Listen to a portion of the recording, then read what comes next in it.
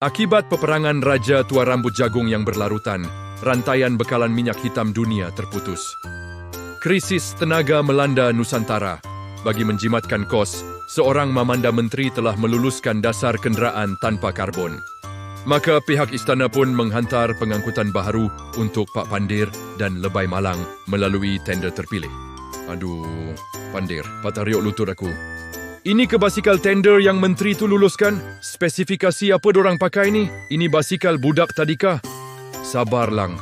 Mungkin menteri tu tak pakai spek kot. Tu jadi out of spec. Sebagai staf istana kau kena terima seadanya. Jangan komplain.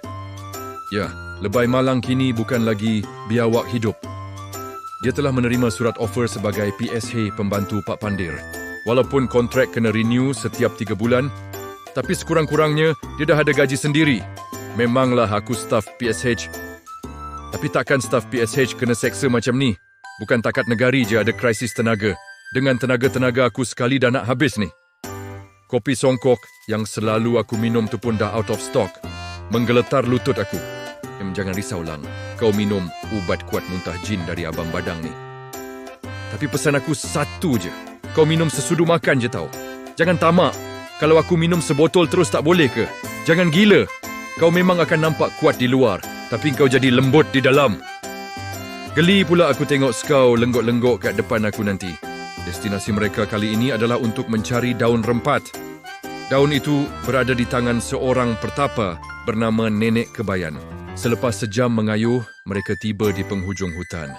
Terdapat satu papan tanda kayu bercat merah.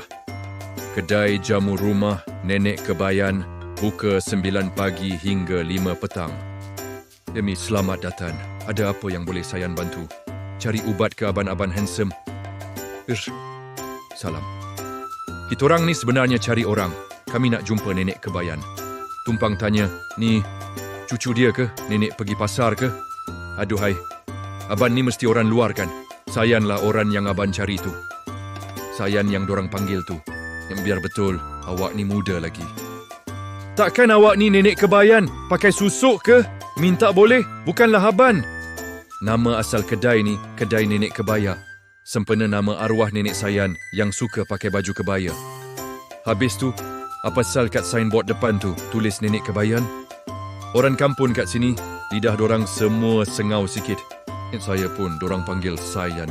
Hari Raya dorang panggil Hari Rayan. Baju kebaya. Dorang sebut baju kebayan lah. Punyalah aku baca ayat kursi ulang-ulang masa kayuh basikal tadi Pandir. Rupanya masalah sebutan saja.